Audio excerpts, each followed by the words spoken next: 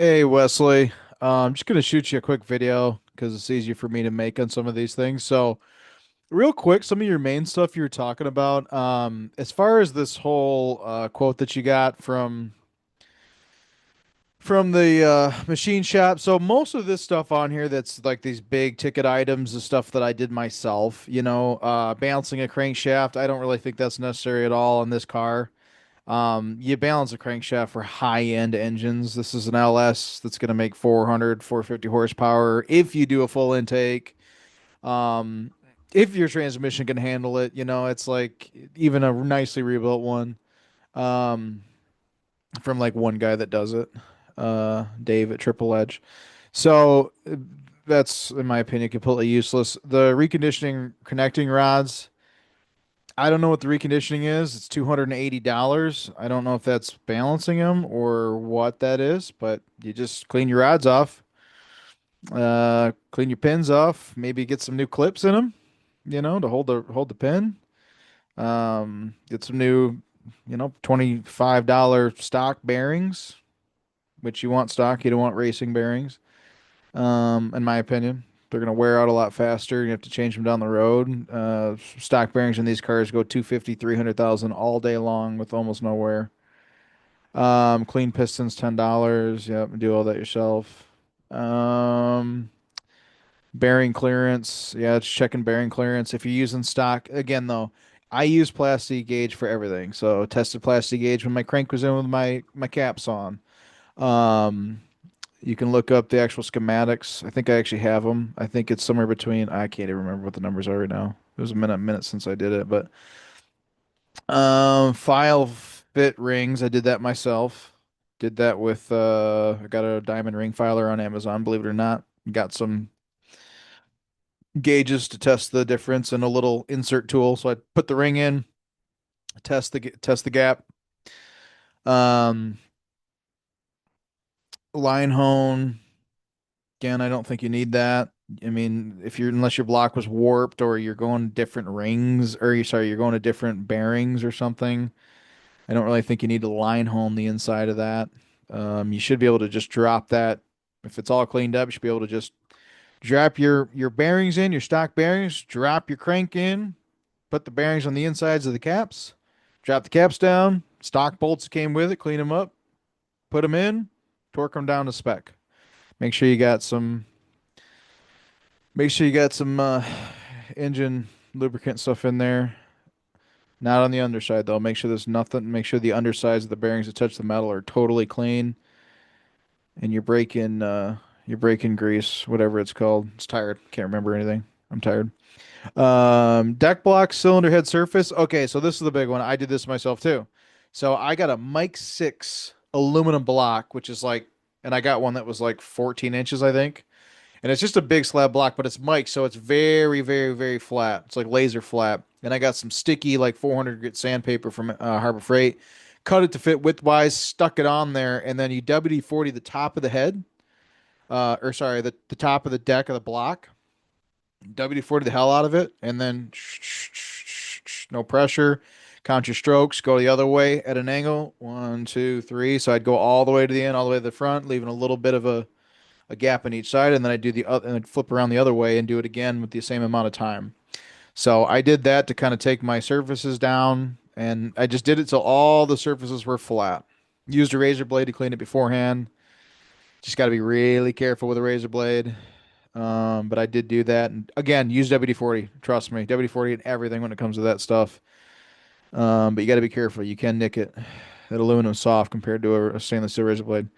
So I did that, and then I wet it, and then same thing the underside of the heads. So I did that with the heads too, just to get them flat. And then when I got the BTR 5 layer, or is it 9 layer? 7 layer? 7 layer, I think it is. The BTR 7 layer, I think the bigger 5.3 that they sell for like crazy amounts of boost, just to give it a little bit more material there in case any of my stuff was imperfect, not computer, mailed off.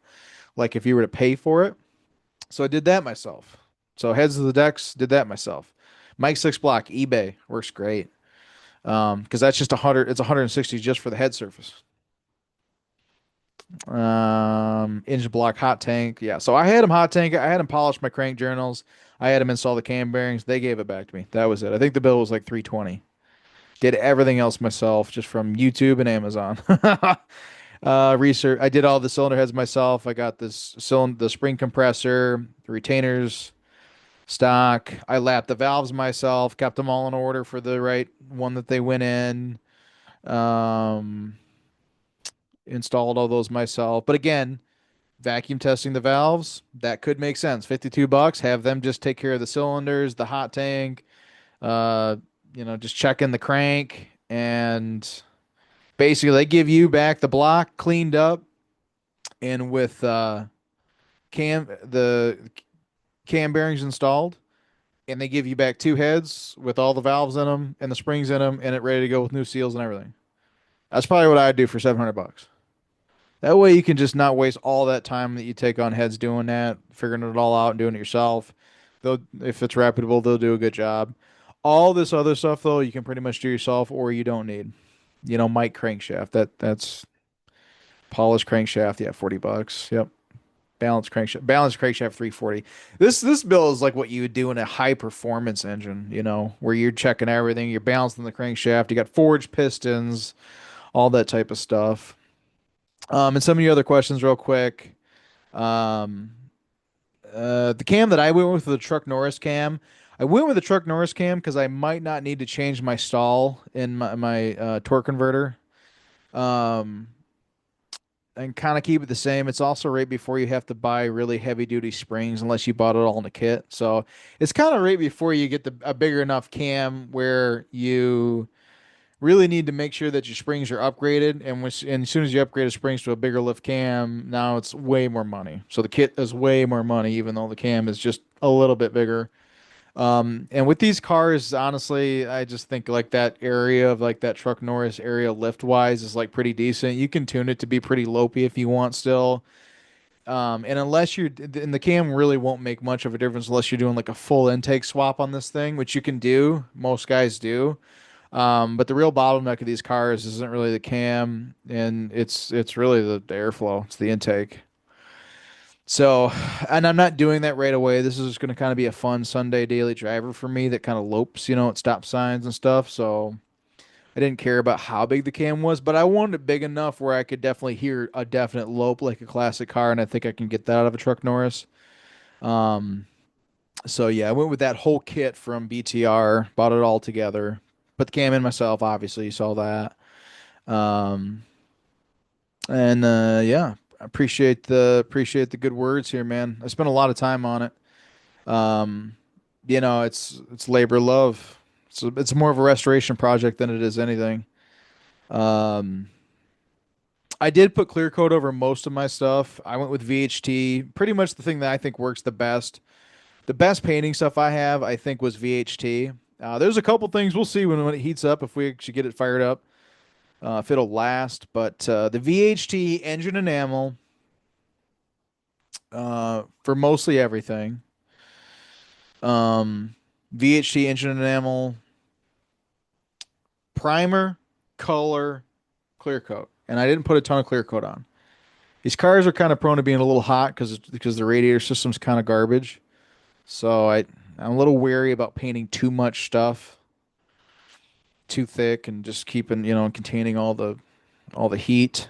Um, but yeah, man, hopefully that answers some of your questions. If it was me, like I said, I'd do the $700 job, you know, have them do the heads, give you the block back with the bearings in it.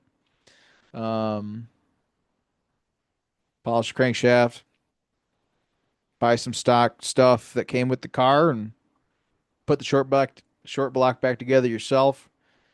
I would reuse most everything. I would do ARP bolts for the heads. Wouldn't do ARP anything else. If you start doing ARP and the short block stuff and the crank and the pistons and all that, they can warp the actual borehole size a little bit and actually have your clearances too tight, more than stock. So I would just stick with stock, and those are reusable, I believe, up to 3 times on the inside of the block.